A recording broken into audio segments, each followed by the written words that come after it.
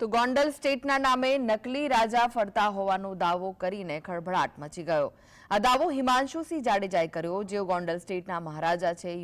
યદુવેન્દ્રસિંહ જાડેજા નકલી મહારાજા હોવાનો હિમાંશુસિંહ જાડેજાએ દાવો કર્યો છે। અમદાવાદમાં યોજાયેલા ક્ષત્રિય સમાજના સંમેલનમાં યદુવેન્દ્રસિંહ રાજા ન હોવા છતાં હાજર રહ્યા હોવાનો આક્ષેપ છે। નવ પેઢીથી છૂટા પડેલા ભાયાત યદુવેન્દ્રસિંહ પોતાને ગોંડલના મહારાજા ગણાવતા હોવાનો હિમાંશુસિંહ આરોપ લગાવ્યો છે। મહેસાણા અને અમદાવાદના ગોતા સહિતના કાર્યક્રમોમાં યદુવેન્દ્રસિંહ જાડેજા નામની વ્યક્તિ ગોંડલ યુવરાજ તરીકે મોભો જમાવતા હોવાની વિગતો સોશિયલ મીડિયા પર વાયુ વેગે ફરતી થઈ હતી, જે અંગેની માહિતી ગોંડલના કેટલાક લોકોએ રાજવી પરિવારને આપી હતી। આ વાત જાણીને રાજવી પરિવાર પણ ચોંકી ગયો। ગોંડલ સ્ટેટના રાજવી હિમાંશુસિંહજીએ લગ્ન કર્યા નથી તો યુવરાજ ક્યાંથી આવ્યા તેવા સવાલો લોકોમાં ઉઠ્યા છે।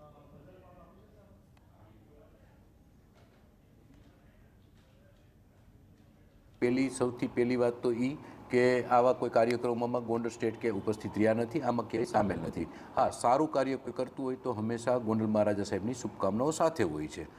પછી ત્યારબાદ જે યુવરાજ સાહેબવાળી વાત આવે તો ગોંડલ સ્ટેટ રાજવી પરિવારની અંદર એક ગોંડલને એક નામદાર મહારાજા હિમાંશુસિંહ સાહેબ બિરાજમાન છે અને રાજમાતા કુમુદકુમારીબા સાહેબ બિરાજમાન છે। તો બે જ વ્યક્તિ પરિવારની અંદર છે। તો જે મહારાજા હોય એમના દીકરા હોય એમને યુવરાજ સાહેબ કહી શકાય।